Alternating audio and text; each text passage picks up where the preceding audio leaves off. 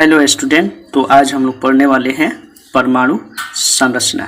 तो आइए हम लोग जानते हैं एटम के बारे में। सबसे पहले महान दार्शनिक डेमोक्रिटस ने 500 बीसी में बताया कि दुनिया की हर वो चीज़, चाहे सजीव हो या निर्जीव हो, ये सभी छोटे छोटे कणों से मिलकर बने होते हैं, जिन कणों को एटम कहते हैं। एटम पदार्थ के सबसे छोटे यूनिट होते हैं। सभी पदार्थ एटम से मिलकर बने होते हैं, जिनके बीच रिक्त स्थान होता है, जिसे वॉइड कहा जाता है। एटम के मिलने से कौन सा पदार्थ बनेगा? एटम के मिलने से कौन सा पदार्थ बनेगा, यह एटम के आकृति पर निर्भर करता है तथा एटम आपस में किस प्रकार जुड़े हैं, एटम आपस में किस प्रकार जुड़े हैं उन पर निर्भर करता है। जैसे डेमोक्रिटस ने बताया कि लोहा में वर्तमान कण हुक्स द्वारा जुड़े रहते हैं, जिसके कारण लोहा स्ट्रॉन्ग होता है, परंतु डेमोक्रिटस के पास इसका कोई विशेष यानी साइंटिफिक रीजन नहीं था। इसके बाद भिन्न भिन्न वैज्ञानिकों ने परमाणु पर विशेष अध्ययन किए। जैसे जॉन डाल्टन ने परमाणु का अध्ययन किया, थॉमसन ने परमाणु का अध्ययन किया, रदरफोर्ड ने परमाणु का अध्ययन किया और इसके बाद नील्स बोर ने भी परमाणु का विशेष अध्ययन किया। इसको हम बारी बारी से आइए समझ लेते हैं। तो डाल्टन एटॉमिक थ्योरी, डाल्टन ने अपना साइंटिफिक थ्योरी प्रथम बार 1803 ईस्वी में दिया था। इनके अनुसार परमाणु की रचना निम्न रूप में होती है।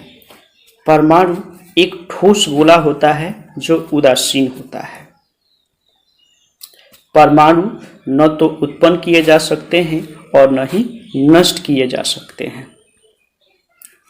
प्रत्येक तत्व के सूक्ष्मतम कण को परमाणु कहते हैं, यानी पदार्थ के सबसे छोटे कण को परमाणु कहते हैं।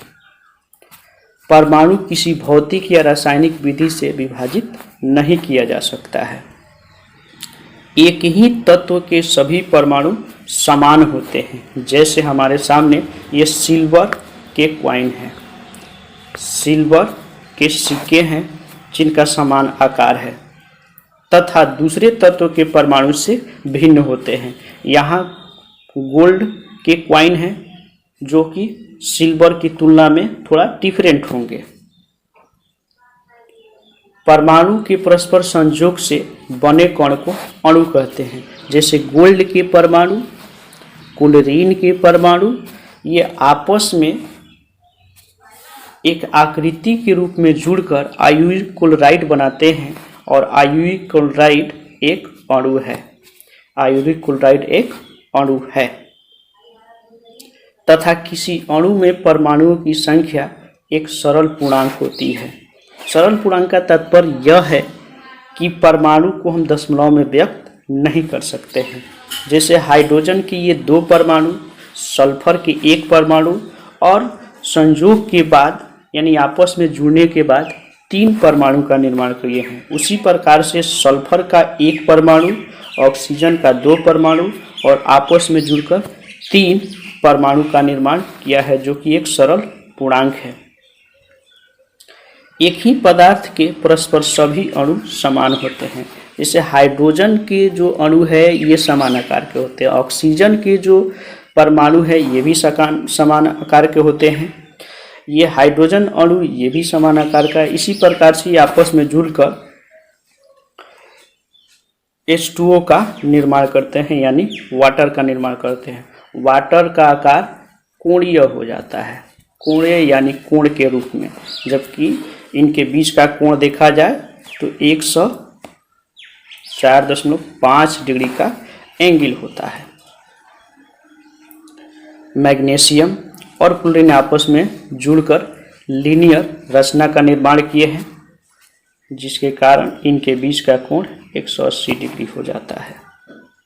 इसी प्रकार मीथेन में हाइड्रोजन के चारों परमाणु समान हैं, जो कार्बन के साथ संयुक्त होकर मीथेन गैस का निर्माण करते हैं।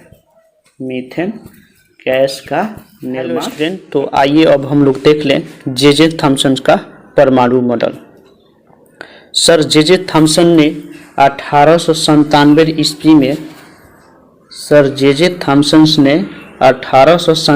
ईस्वी में परमाणु का एक नया प्रारूप प्रस्तुत किया। सर जे थॉम्सन ने इलेक्ट्रॉन तथा प्रोटॉन के आविष्कार के बाद परमाणु की व्याख्या करने के लिए परमाणु का एक नया प्रारूप प्रस्तुत किया, जिसे थॉम्सन का परमाणु मॉडल कहते हैं। थॉम्सन के परमाणु मॉडल के अनुसार परमाणु एक धनावेशित गोला होता है, जिसमें धनावेश प्रोटॉन तथा इलेक्ट्रॉन निम्न रूप में वितरित रहते हैं। थॉम्सन की परमाणु संरचना को वाटरमेलन मॉडल भी कहते हैं या प्लम पुडिंग मॉडल भी कहते हैं। थॉम्सन के अनुसार परमाणु 10⁻⁻10 मीटर त्रिज्या का एक धनावेशित गोला होता है। 10⁻⁻10 मीटर त्रिज्या का एक धनावेशित गोला होता है। परमाणु में संपूर्ण धनावेश तथा द्रव्यमान समान रूप से वितरित रहता है। जैसे तरबूजे में लाल भाग उपस्थित रहता है। इस लाल भाग को यानी रेड मास को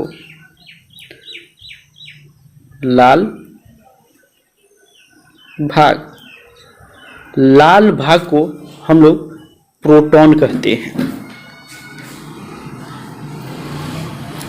परमाणु के धन आवेशित भाग में ऋण आवेशित इलेक्ट्रॉन, परमाणु के धन आवेशित भाग में इस धन आवेशित भाग में ऋण आवेशित इलेक्ट्रॉन इस प्रकार छिपा रहता है जैसे तरबूजे में बीज छिपा रहता है। बीज। थॉम्सन ने अपने परमाणु मॉडल में ये संरचना प्रस्तुत की, जिसमें थॉम्सन मॉडल ऑफ एटम और ये प्लम पुडिंग मॉडल है। Thomson model of atom. Thomson का यह परमाणु मॉडल परमाणु के अस्थायित्व की व्याख्या नहीं करता है।